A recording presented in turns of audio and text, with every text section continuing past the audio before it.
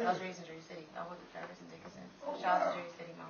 Ferris and Dickinson? Yeah, I did 2 years of Ferris and Dickinson. You sound like you did big. The 2 years of Ferris. It was big, man. I was not messing with you. Nah, I love chill.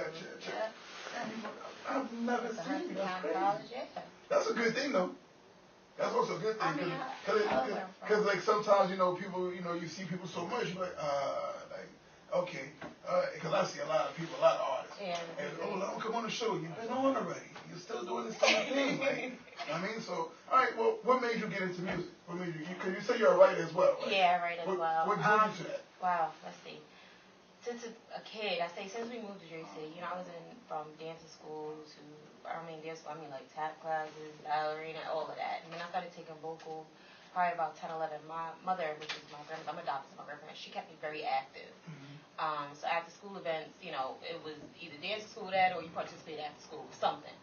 And, I fell in love with music by listening. I was raised by my grandparents, so I got that a little bit of Aretha and Gladys Knight feel at home. Yeah, my sister was into reggae, so, it was her Cleopatra, and then my uncle was into pop, So, Cleopatra, yeah, so it's like, it was a mixture of music within my household. And then, I fell in love with music mostly like, Johnny Gill. I remember I seen him singing the national anthem at a big game. Yeah. And, ever since then it took off. I've been listening to Brownstone, Tony Braxton, Monica from back in the day, Brandy from Just Wanna Be Down. That was the type of music that I was raised off of. Let me ask you a question if you just named them. We had a debate like 2 months ago about this. Oh, God. No. Monica and Brandy, which one would you rock with? Who did you rock with? You gotta pick one. They are both amazing. No, we're not doing that shit here. This is True Talk Sessions. Not doing that here. If one of them asks me to open up for them to get on stage with them, I'm going to say Monica because she's the one that I've looked up to. Okay. I picked Monica as well. Okay. I never liked Aunt Brandy. Oh, man. With her, I love her annoying, like, I don't understand. Oh, you bad. No, it was like this. You know how you have Pam and Gina Harmon? We all know they both could sing, but we know Pam would bust in the ass singing, but Gina the one who had the record deal. Yeah. I'm going to roll with Monica over Brandy. To me, Brandy's Gina. Pam was Monica. That's just how I'm saying it. That's me. I love them both. You play it safe. It's cool. You get political about shit. You might be called to open up for Brandy. This footage might be up. And she like, she Aquarius like me too. So. That don't mean nothing. She's hungry. She still sucked as a singer. Hey, she was on Broadway. Did she do she just got up on Broadway. Which one? It's Chicago. Oh, Chicago? You know how big it is for a black woman to be on Chicago? Yeah, that's dope. That's an accomplishment. And she's TV alone was an accomplishment. Yeah. I just like she got in shape for it. She worked out, but she goes hard. You know what I mean? So I give her props. No, I take nothing away from a lot of people can do Broadway. Yeah, that's phenomenal. Yeah. I just didn't like her as a singer. TV accomplishment was major too. It was major. Oh yeah, everybody remembers Liz Morgan shit. That was one of the biggest shows. I mean, I grew up on that show, so I get it. Yeah. And then he had to spin off with the Parkers, so she opened up doors. Yeah. I just choose Monica over Brandy. Hey, we all we all got our favorites. Okay. I ain't knocking you. So you left over saying you was listening to them. That's and I guess I think I was like in the 6th grade. We used to put together a lot of different talent shows within my grammar school, and I helped choreograph. I remember, I'll never forget his name. I don't know where he's at now. God bless him, probably. Mr. Malagi, and I'll never forget you. He came to me once, and he was just like, would you do me a favor? And he was like, he had the piano guy. He's like, can you just play this note? And I just started singing along, and after that, I started doing a lot of different talent shows and went on and on and on. Mm-hmm. And in Jersey? In Jersey, yeah. I've never seen you. Yeah. You're like a ninja in this game, huh? I be hiding out low-key, but that's what's up. Yep, so, after the talent shows, then I did a little bit of mine, like video stuff, but it wasn't really for me. I felt like, I wanted more, especially a check. Yeah. I wanted more, and then nowadays, I'm glad I did stop, because nowadays, you get Instagram, you see everything for free. Exactly. So, it's just totally different from the type of videos that was out when, like, Kai Toy and them were doing it. It's totally different. Mm-hmm. And I did the modeling thing for, like, the Thick Girls in the Clothing line.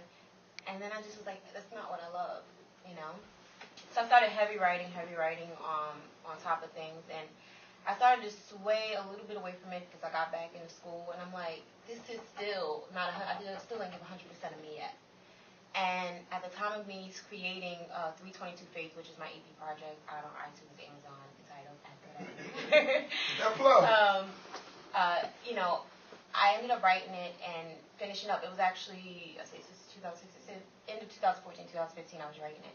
And I found out my mother had cancer. She had pancreatic cancer. So, you know, I wasn't able to do as much as I wanted to last year as far as promotion and getting things where it wanted to be. But, you know, my mother's like, well, you gotta step out on faith, whereas I'm sick or not. Just put it out there, as long as people see something. So she was totally correct. So since then, I was glad I just did SOBs on Sunday. Okay. I'm happy for that. You was with Sean Love? Yeah. Shout out to Sean Love. Yeah, he was very good. Hey, Sean Love. Uncle Rob, what's going on? What's going on? You made it, can you get rid of this guy in the chat room? So you was at SOBs with Sean Love? Yes. I'm mad I missed it. It was my birthday weekend. He hit me. He hit me to come. He had the permanent meeting at the barbershop and everything. He was like, I want you to really come out, but he did good too. He did really good too. He was a good performer. I think y'all do a song together. Y'all should do a duet together. Hey, I want to reach out. Any features, anything, I'm on it. It's about a grind, hustle, and a purpose. I love the creativity of it. So even when people be like, oh, yeah, I might not collab together. No, I'm going to try it. You know, because I just think it's so many different categories in music now that we could blend in with our music, especially R&B to hip-hop, to pop to everything. And I think that we should try it, especially as indie artists. There's no reason why we should feel like we can't work with others, you know. So I'm not bad. Do you feel the same way a lot said earlier about Bryson Tiller's situation? Yes, I do. I love Bryson Tiller. Yeah. I mean, he is multi-talented. He's talented, you know what I mean?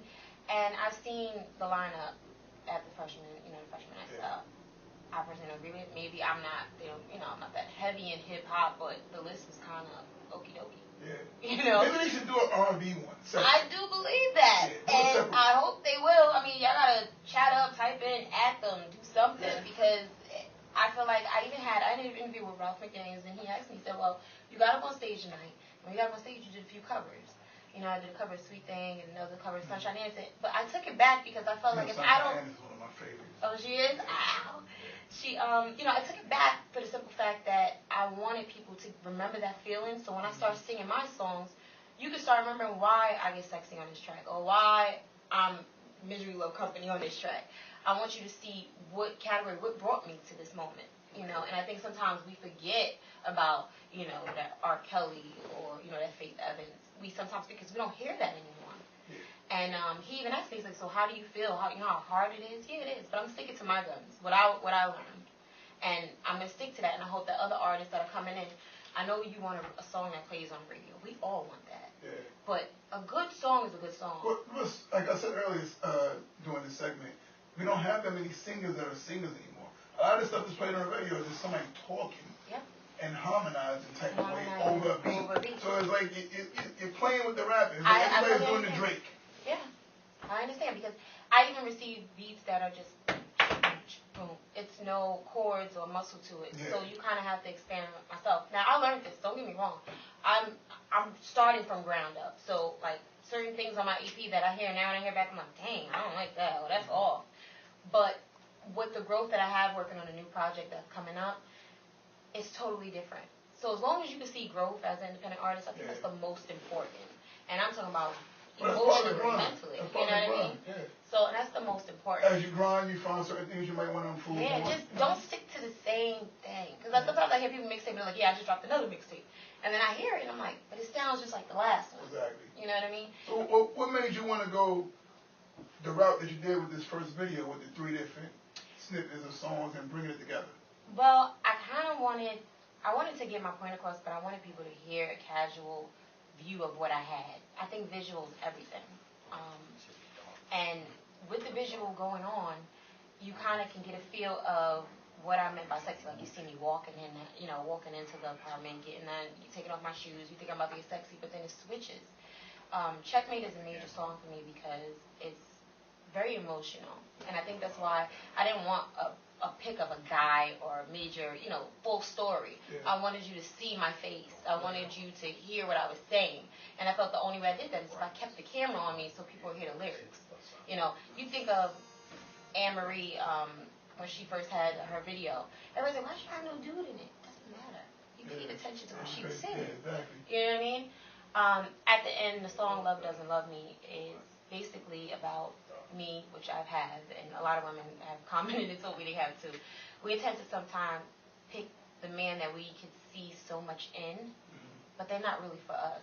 So we have to go back to the drawing board sometime after we get hurt, because we've forgiven people, and say to ourselves, you know what, I got to get back to loving me, because I feel like love doesn't love me, you know, so that's basically. She said, I feel like love doesn't love me. Yeah, because you keep making the love same doesn't love mistakes.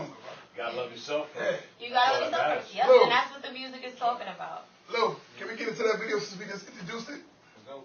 Let's do it. Thank you.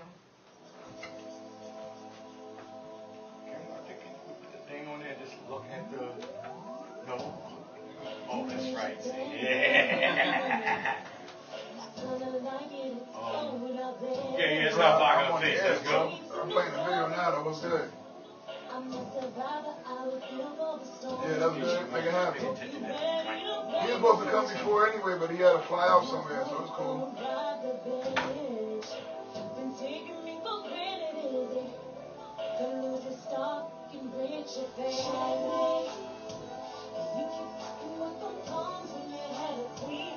He said, I need her number.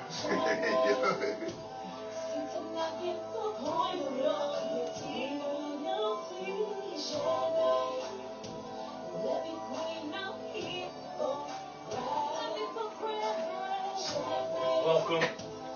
Thanks for coming through. Grizzle. Appreciate it. Let me borrow that watch. Oh,